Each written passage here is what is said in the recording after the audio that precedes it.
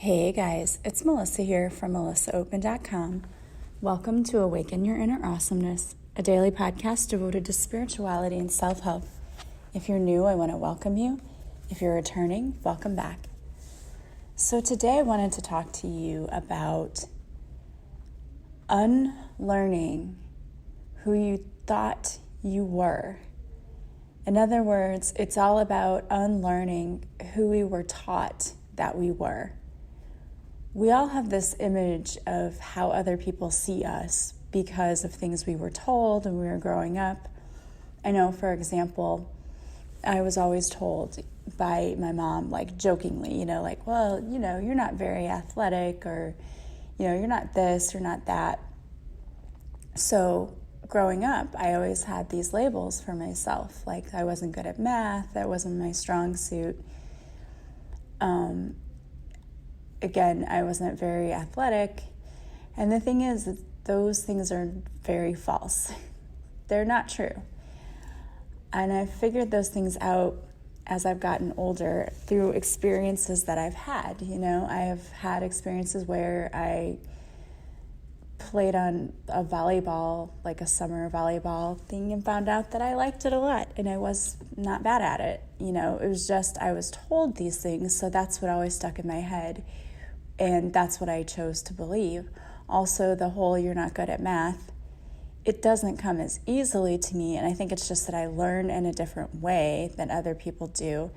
But I had a teacher when I was in high school who was actually able to somehow, I understood everything she was teaching. So it wasn't that I wasn't good at math. It was that my brain was wired differently.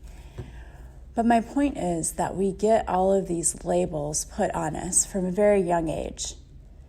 Again, by our parents, by friends, by whatever. And it doesn't really matter what the label is. In fact, you might be sitting there as you're listening to this thinking about different labels that are going through your head. Like, oh yeah, people always told me that, I'm not a fast runner. I'm not this, I'm not that. We've all been there. We've all had people who put labels on us, and sometimes it's even ourselves, but for the most part, it's others. Because how do you think we learn to put labels on ourselves? It's because other people have taught us, and it could be through them putting labels on us or us watching our parents put labels on themselves. It doesn't really matter how we learned. The point is that we get conditioned from a very young age to learn labels and to label everything. And I really think that one of the reasons that a lot of light workers have come here, and that this whole rainbow crew of kids that's coming here to heal the planet, one of the reasons they're coming here is to get us away from that whole labeling everyone. I know as a teacher, that's one of the things that I never agree with, and yet it happens all the time. Kids get labeled a certain way, and then they're stuck with that label throughout their whole high school career or the rest of their educational career. And I've had people who come to me and tell me that certain kids, they're going to struggle, they can't learn. All I can tell you is that I don't want to know anything about my kids before they come to me, because I don't want to put them in a box. Now, if I see a kid starting to struggle, then I'll go and find out more information and be like, oh, is there something I need to know to help this child more? But I will never have a kid come into my class and be like, oh, that kid's this. And I don't want people to tell me, like, that kid's a troublemaker, or that kid will, not be able to do very well in German. I don't want people to give me those kids' labels, because I don't want to continue with those labels. And I found that works so well, because what I find is I will have teachers when, after we've already had the kids, we'll be talking about them, and they will say, well, how did this kid do for you? And I will say, well, he was awesome, like such a great student and did really well. And they'll give me a weird look like, what? He struggled to pass in my class, is what I hear. And just shrug my shoulders and say, oh, okay, well, I didn't know that. Because I don't want to, that's exactly why I don't want to put a label on. When kids know that you think of them a certain way, they're only going to perform up to that expectation. But if they don't know that you have any expectation for them other than they're going to do their very best, they will perform much better for you. I posted something the other day about people who are appreciated always perform more and better, and it's true. And it's the same with kids too. If they think that you think that they're dumb or that they aren't capable of doing something, then why would they show you anything else? So I don't understand why we have to put labels on everyone. I mean, I understand that certain kids will need more help, but I don't think it should be a label that sticks with them for the rest of their lives.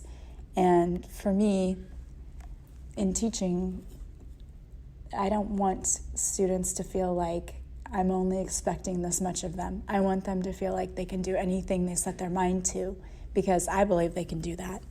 It's amazing, especially this year. This is one of the first years that I've really ever experienced this, and I guess it's because I'm coming into a situation where there was a different teacher first. But, you know, my second year students, many of them would say, well, I don't know anything. Well, I can't do this.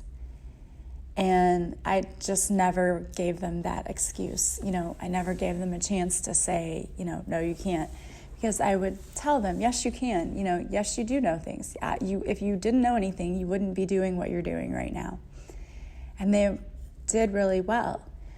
But people will shortchange themselves, and I see people do it all the time because someone else has given them a label. Like if the person before me had said, you're not very good, then they might continue to think that. But even with my colleague at my old school, where there were 2 German teachers, she would have a kid in German 1, and then I would get that student in German 2. And we never really discussed, you know, how that student was.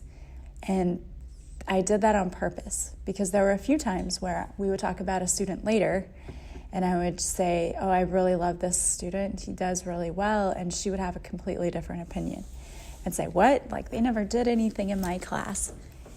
And again, I think that people react to people's energy and to different teaching styles differently. So I never want somebody to say, oh, well, that person's not capable, because I don't think that that's the case. And labels are just not useful. I want to say that. Because I think that we have to get out of that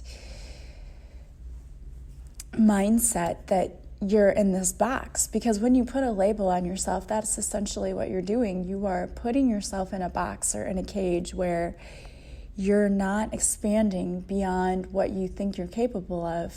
Why would you even try if you think you're going to fail? So part of this journey here on earth is to remove all of the labels that were unfairly and unkindly placed on you. I mean, think about it. If let's say you had to run a race and, you know, your PE teacher said, okay, you have to run this race. Well, let's say you woke up that morning and you weren't feeling well and your stomach was bothering you, but you know, you knew you had to get there and you had to run this race. So you get there, and then on the way there, you trip and you kind of twist your ankle. So your stomach's hurting and your ankle's twisted, but you run this race anyway, and you run like the worst race. Would it be fair for you to be labeled the worst runner or the slowest runner in the school forever, and for people to think that there was never a way that you would ever win a race? No, it's not fair, but that's what we do. We will put labels on people based on one thing that happened in their lives. A lot of students are labeled as lazy because what they do is they shut down. They feel overwhelmed by stress, and then they just shut down. And I know that there are many of you out there who are listening who are giving up on your dreams because you find them overwhelming. So you just don't want to do anything. Instead of taking even one small step towards it, you just shut down because the thought of what you have to do is so overwhelming that you don't even want to risk yourself. You don't want to risk getting hurt. You don't want to risk failure. So you just don't even put yourself out there. And you are selling yourself so short. I just want you to know that. And I don't say that in judgment. I say that because I know from personal experience, if you never try to expand beyond those, and they're completely made up labels that other people gave you that are unfair and unkind, you will never see the full true potential that you have. We want to stay small, and because it's safe. That's our comfort zone. And the universe is saying, you need to get outside your comfort zone. You have an endless amount of potential. And it's all right there inside you. You could be doing some incredible things. And there are people out there who would believe in you. I believe in you. You can become more than what you are. But in order to do that, you have to break away from those labels, either that were placed on you by yourself or by other people. And we are just as guilty as others for placing labels on ourselves that aren't true. When you say to yourself, I will never be this, I will never be that, I will never be as good as so-and-so, comparing yourself to others is also labeling yourself. And all you're doing is capping your potential. You are stifling your own creativity and your own self. You never know what you could have been if you let that get in the way. Instead of saying, I am, lazy, or I am too scared to do this, or I am not competent enough, or I don't know enough. Instead of saying those things, it's time to start changing the labels. You need to take away the labels. I think about one time when it was Christmas, I believe, and my mom got us this. It wasn't like an adult label maker. There was some kid version of a label maker where you could make glittery labels, and I don't know, it was something, of course, that we just had to have for Christmas. She got it for us. And I remember we just went around making labels for everything, which is the dumbest thing if you think about it. But we were playing store, and so we're making these labels and putting them on everything. But then, you'd put them on, and now you're like, now what? So we'd have to tear them off and then put them on again. In the same way, you're doing that for yourself. You're taking away that boring dime store clearance tag label, and you're removing it, and instead you're adding a glittery, glitzy label that labels you as stunning, incredible, confident, capable, wonderful. Because those are the words that truly describe you, not those clearance, ugly dime store labels. And you know what I'm talking about. Those you try to peel off when you buy a gift for somebody and you're like, oh, I don't have a ton of money and I just have to everybody's been there, right? You got to peel off that label. Well, in the same way, you've been labeled with something that isn't truly yours. So it's about digging that label off and instead replacing it with the stunning label that truly describes you. And you know what? Part of the problem, too, with people not living up to their potential and not going for their dreams is they feel like they have to do everything all at once. I was talking to a coaching client about this the other day. You don't have to do it all at once. You can take it one step at a time. That's what I did. When I decided to go back to school, I didn't take a full class load the first semester. I just wanted to see if this was what I might want to do with my life. So I took one class on teaching, and I still worked during the day and took one class at night. And I realized that this is exactly where I need to be. So then I did take a full class load. But you wouldn't even have to do that. You can do it slowly if you want to. There's no expiration date on your dreams, There's nothing that says you have to do it by this time. If you need to go slow, go slow. You know what's best for you. But if you just stay in your comfort zone where you're still being labeled, you're never going to grow, and you're never going to break out, and you're never going to see what your true potential is. And I would just hate for someone to think that they can't do something, because I'm here to tell you that you can. And I'm here to tell you that I will be your biggest cheerleader. We all need cheerleaders. We need people there telling us every day we can do it, because we can. We're the ones who get in our own way. It's not, and I mean, you may have other people who are saying, what are you doing? You can't change your career now. And people like that, they say that because they think that they are helping, when in fact, they're really not. And yes, we have to be realistic about things, but we can achieve anything we want to. We really can. One of the problems is that people feel like they have to know it all and they have to be perfect in order to do the thing they want to do. And that's so not true. I love this quote by Brene Brown. It says, "I'm a recovering perfectionist and an aspiring good enoughist." I love that. That is all you have to be, is good enough. And you are already that. Like, we are already all born good enough. It's reaching beyond that and seeing what we can accomplish. Perfectionism is just a form of fear, and it's just a way to keep you safe and stuck and small, where you never break outside that comfort zone. Why would you? If you feel safe where you are, why would you move? I think about my dogs in the morning, when they sleep with us.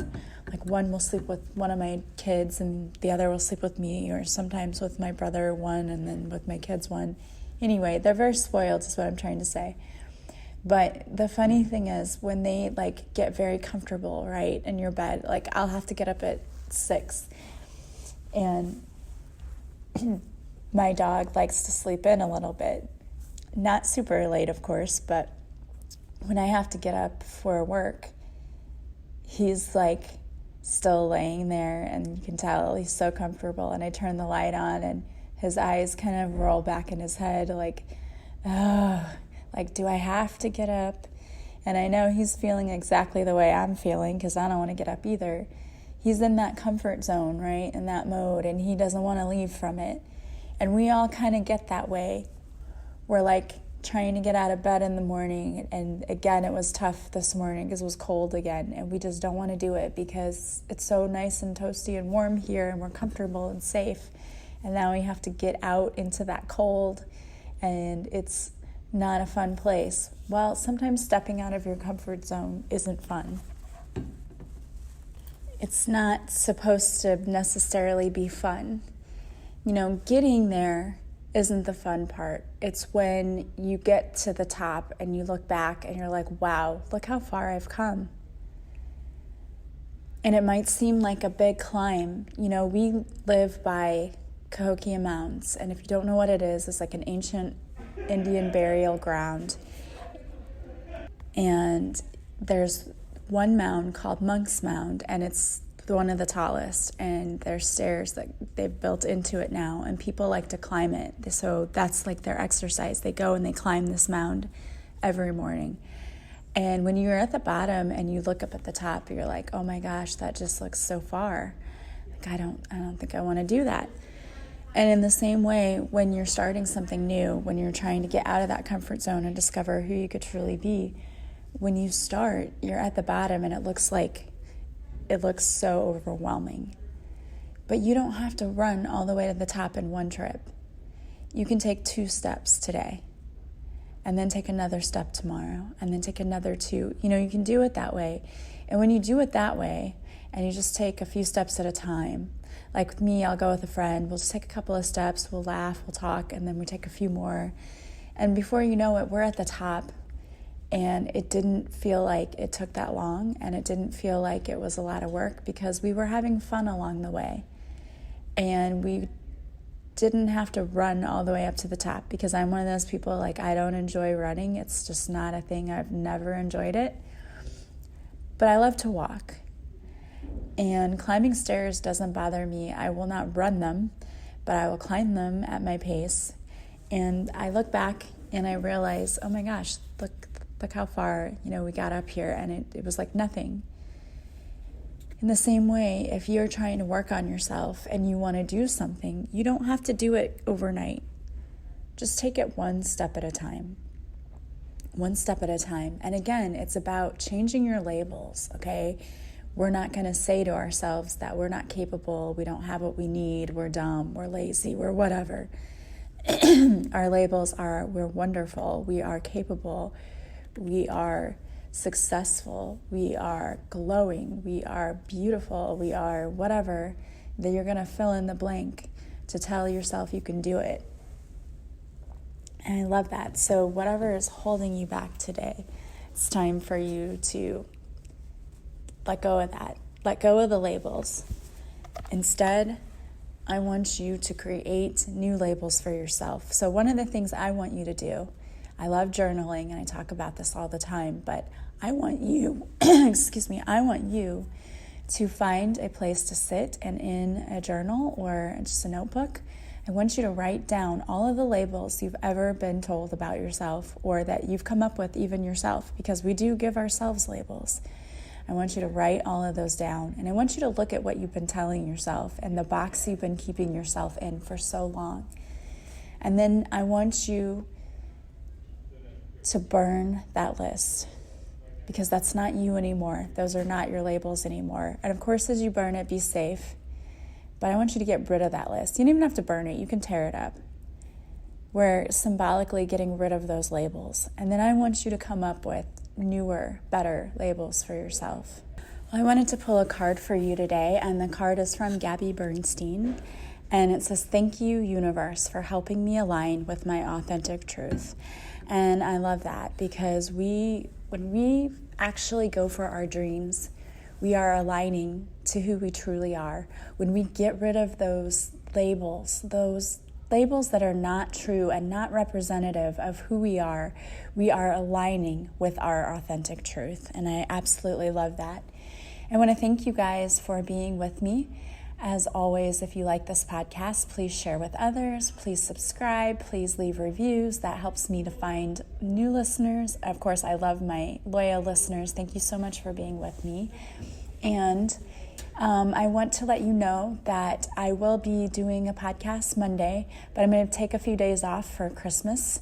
So I will probably record a podcast, for the end of the week, but I am going to take a couple of days off for the Christmas break. And I hope that you guys will have an absolutely amazing holiday. Of course, I'll be with you Monday, but I just wanted to let you know kind of what was going on. And I should still do a Facebook Live on Monday, but then after that I'm going to take some time to myself too, because I feel like I deserve it, I have earned it, I need it, and I am taking it. But I want to thank you guys so much for being with me. I hope that you have an amazing day. If you would like to work with me, you can go to my website, melissaoatman.com. I will still be taking sessions over break. I'll have 2 weeks off, and I will still book sessions then. That's why I'm kind of backing off from the podcasting and other things. If you would like to work with me, I will have some sessions available over the holiday break. Not on Christmas Day, but I will work with you. So you can go to my website, melissaoatman.com, to see what I offer and, what each service is. And then if you were ready to book, you can email me, or you can contact me anyway. All of my contact info is in the description to the podcast. I hope you have a beautiful day. Don't forget to follow me on social media, and I will talk to you soon. Bye-bye.